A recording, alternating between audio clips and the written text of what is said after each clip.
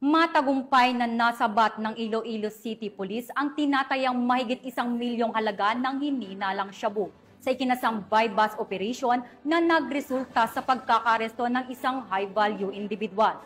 Nakibalita dyan si Patrolwoman Andrea Dominic de Palubos.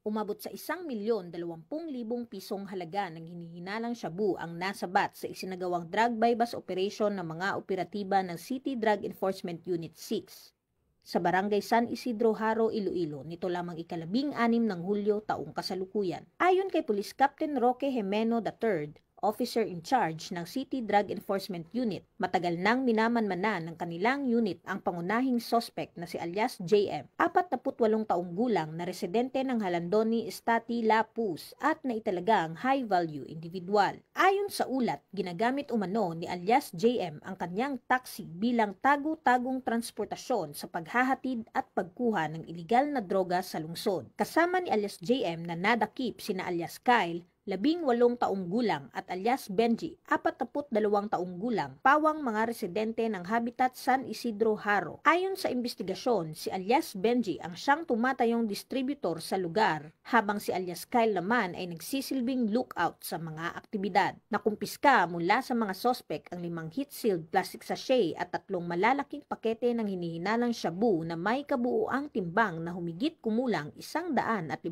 gramo. Kasalukuyang nasa kustodiya na ng pulisya ang 3 sospek at sasampahan ng kasong paglabag sa Republic Act 9165 o ang Comprehensive Dangerous Drugs Act of 2002. Ang matagumpay na operasyon ay bahagi ng mas pinaigting na kampanya ng Police Regional Office 6 na protektahan ang mga komunidad laban sa banta ng droga at wakasan ang mga network ng distribusyon sa rehiyon. Patuloy na nananawagan ang Philippine National Police sa publiko na makipagtulungan sa mga otoridad sa pamamagitan ng pag-uulat ng anumang kahina-hinalang aktibidad tungo sa mas ligtas at drug-free na komunidad. Dahil sa bagong Pilipinas, ang gusto ng pulis, ligtas ka. Mula dito sa Police Regional Office 6, ako ang inyong Police News Network Correspondent, Patrolwoman Andrea Dominic de Palubos, alagad ng batas, tagataguyod ng Balitang Pulis.